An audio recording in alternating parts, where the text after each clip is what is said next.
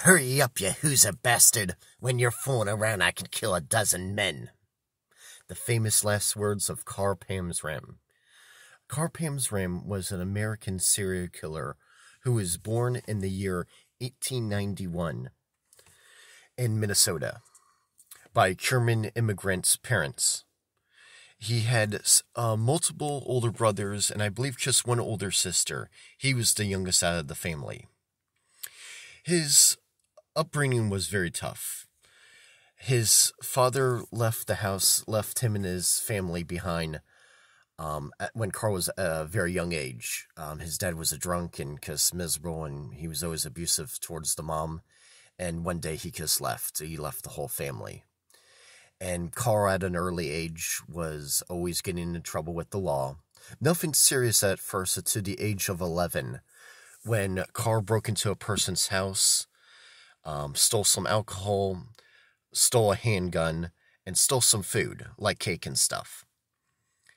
His older brothers found the handgun on Karl, and they told the mother, and she notified the police, where Karl had to go to court, and then eventually he had to go to Minnesota State Training School in the year 1903 at the age of 11.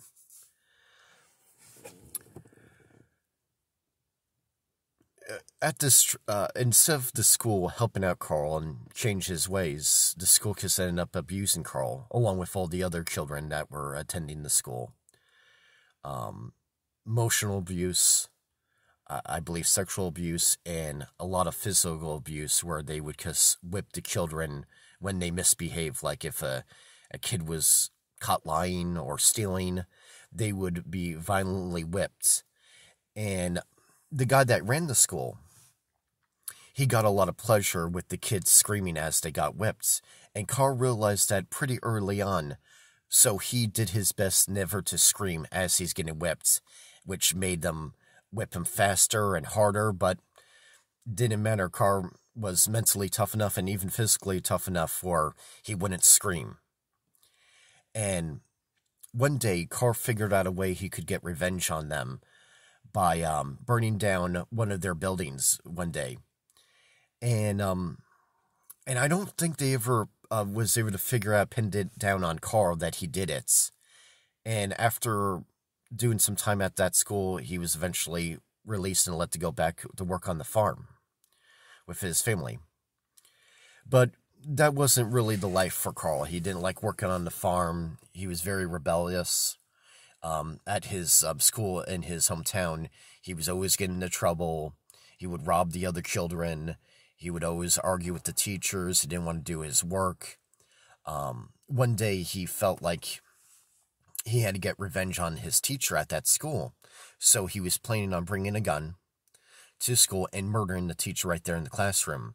But the teacher was able to find the gun on Karl, and they had a struggle, and the gun fell out, and they were able to take Karl to the ground, and Karl was kicked out of the school.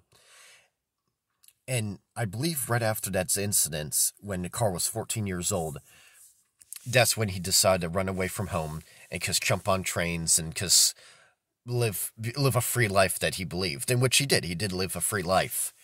But that comes with a price, especially back then, early 1900s, 14-year-old boy, hobo, riding on trains. One day, not that long after he ran off, he came across a group of hobos riding on a train. He jumped in, and there was 4 homeless men inside the train.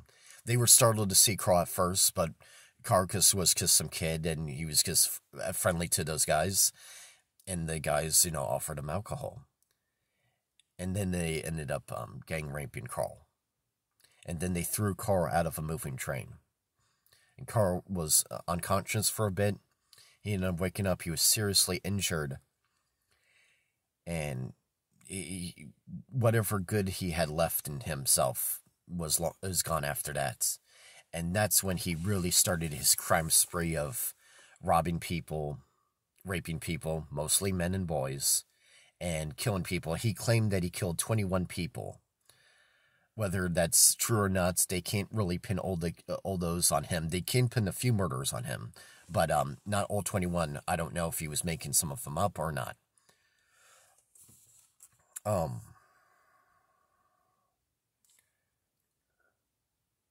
He also claimed that he raped over 1,000 male human beings between young boys around 11 to 12 all the way up. Because other people who rode on the trains, mostly other hobos.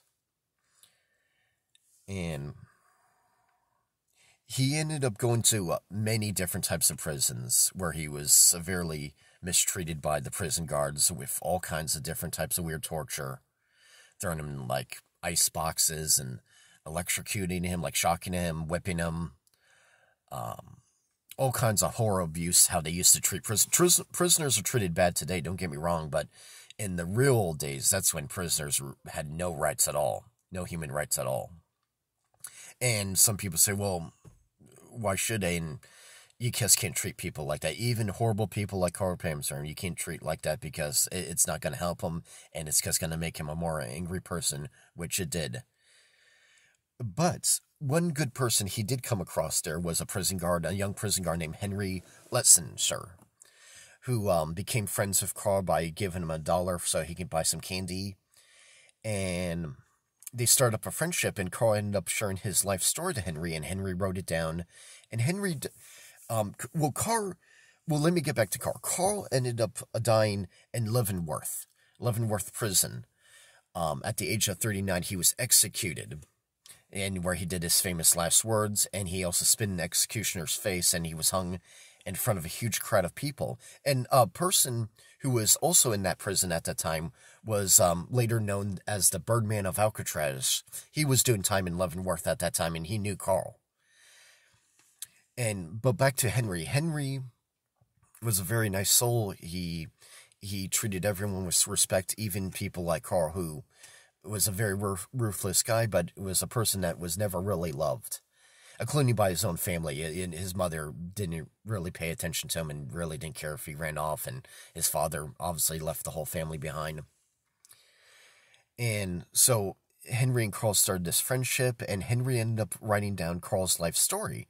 And they wrote a book about Carl Panzram, his life story. Henry had it published. And they made multiple, like, I was into Carl Panzram, reading about him with, like, maybe the past, like, 6-7 years. And Carl got a lot more popular in, like, the mainstream, like, kind of like YouTube world and because internet world and stuff like that. And I was thinking, I should make a video about Carl Panzram because I've been studying about Carl Panzram before a lot of these other people were. And they made multiple documentaries about Carl Panzram, talking about Carl and Henry and how they were friends. And just what an insane life he lived. And yeah, that's about it for now.